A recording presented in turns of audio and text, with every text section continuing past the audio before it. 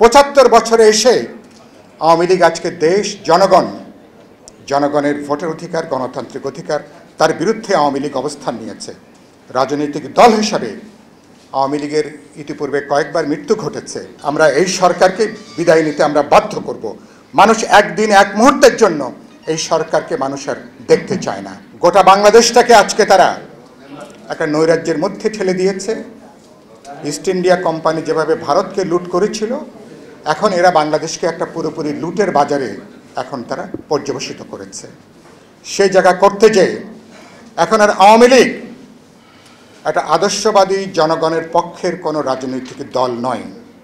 আওয়ামী লীগ একটা লুটেরা, দুর্বৃত্ত, মাফিয়া, সন্ত্রাসী এবং তাদের একটা প্রতিষ্ঠানে আওয়ামী লীগ পর্যবসিত হয়েছে। আওয়ামী লীগ এবছর তার জন্মের ৭৫ বছর আওয়ামী লীগ এবছর উদযাপন করছে। আমি ইতিমধ্যে বলেছি বহু জায়গাতে, ৭৫ বছরে এসে আওয়ামী লীগ আজকে দেশ জনগণের ভোটের অধিকার, গণতান্ত্রিক অধিকার, তার বিরুদ্ধে আওয়ামী লীগ অবস্থান নিয়েছে। রাজনৈতিক দল হিসাবে আওয়ামী লীগের ইতিপূর্বে কয়েকবার মৃত্যু ঘটেছে। All time Roma. Taste it, love it. গত 15 বছরও বারংবার তারা মৃত্যুবরণ হয়েছে তাদের। ফলে সুতরাং সে আওয়ামী লীগকে এজন্য গোটা রাষ্ট্রকে একটা ফ্যাসিবাদী চেহারায় এটাকে দাঁড় করাতে হয়েছে। আমি যেটা বলে কথাটা শেষ করব, যে আমরা বাস্তবে কোনো রাজনৈতিক সরকারকে মোকাবেলা করছি না। একটা চোর, ডাকাত, বদমাইশ, দুর্নীতিবাজ, লুটেরা, মাফিয়া, সিন্ডিকেট, যারা আজকে একটা সম্ভাবনাময় দেশকে যারা আজকে পুরোপুরি দখল করে ফেলেছে। কিভাবে ক্ষমতায় আছে? প্রতিনিয়ত তারা আমাদেরকে জানান দিয়ে যাচ্ছে, পাশের দেশ ছিল বলে, ভারত ছিল বলে তারা ক্ষমতায় তারা এসছে।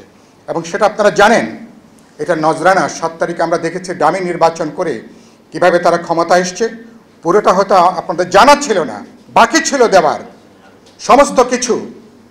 তারা যে কোনোভাবে থাকার বিনিময়ে তারা ভারতের জন্য পুরো দরজাটা, পুরো বাংলাদেশটাকে এখন তারা উন্মুক্ত করে দিয়েছে। প্রধানমন্ত্রী বাস্তবে এখন তিনি আর বাংলাদেশ, তার জনগণকে তিনি প্রতিনিধিত্ব করেন না। বাংলাদেশে ভারতীয় স্বার্থের একটা হিন্দুত্ববাদী নরেন্দ্র মোদীর উগ্র সাম্প্রদায়িক স্বার্থের তারা এখানে প্রতিনিধিত্ব করছেন।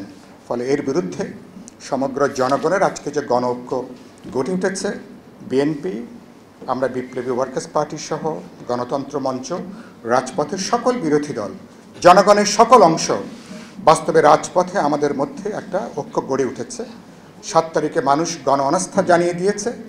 রাজনৈতিক দলগুলোর কাজ হচ্ছে এই গণ অনাস্থাকে কর্মসূচি আকারে রাজপথে সেটাকে সামিল করা। আমি বিশ্বাস করি আগামী দিনে আমরা বিএনপি, গণতন্ত্র মঞ্চ সহ সকল বিরোধী দল আমরা রাজপথে কার্যকর ঐক্য গড়ে তোলে আমরা এই সরকারকে বিদায় নিতে আমরা বাধ্য করব। মানুষ একদিন এক মুহূর্তের জন্য এই সরকারকে মানুষ আর দেখতে চায় না।